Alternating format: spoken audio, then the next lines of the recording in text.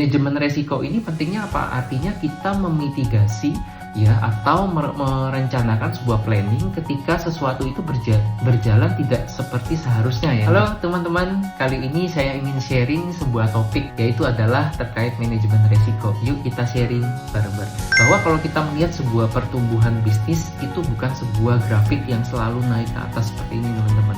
Tapi pertumbuhan bisnis itu ada flow naik dan turun seperti ini teman-teman. Ketika kita naik, kita bisa naik sangat tinggi teman-teman. Namun ketika itu tidak terjadi ya bisnis akan flow naik turun naik turun. Dan ini tentu saja kita harus memanagenya dengan baik, karena ada masa-masa di mana kita memiliki bisnis yang baik, ada masa-masa di mana bisnis kita tidak berjalan dengan baik teman-teman. Nah, yang akan saya sharingkan terkait juga dengan perusahaan saya teman-teman.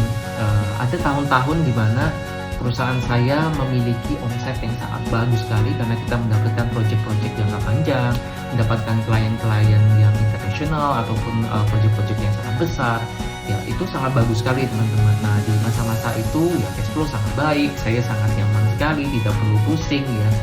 Semua berjalan dengan lancar. Tapi tentu saja ada tahun-tahun di mana cash flow tidak berjalan dengan baik, proyek-proyek yang masuk itu juga tidak sebesar proyek-proyek di masa yang baik gitu kan, dan bisa jadi terjadi cash deficit dalam cash flow di dalam bulan-bulan tertentu teman-teman. Nah, di sini saya sudah merencanakan sebuah manajemen risiko teman-teman, di mana saya sudah menyiapkan sebagian dana yang akan saya spare agar saya bisa menutup segala operasional yang ada di bulan-bulan di mana cash flow kami defisit. Ya, dan itu sudah kita prepare di tahun-tahun terbaik yang kita dapatkan, seperti itu teman-teman.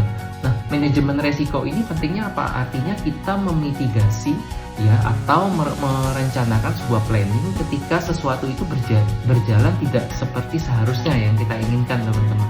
Sehingga ketika ada sesuatu hal buruk yang terjadi, kita sudah ready dengan solusinya, atau resiko ini sudah kita manage sebelum resiko itu terjadi. Nah, inilah yang dimaksud dengan manajemen resiko teman-teman. Nah, dengan manajemen resiko ini kita bisa menghadapi krisis-krisis yang terjadi dengan lebih cepat, dan kita bisa menghadapi krisis ini dengan lebih mudah karena kita sudah prepare sebelumnya dengan backup-backup tertentu.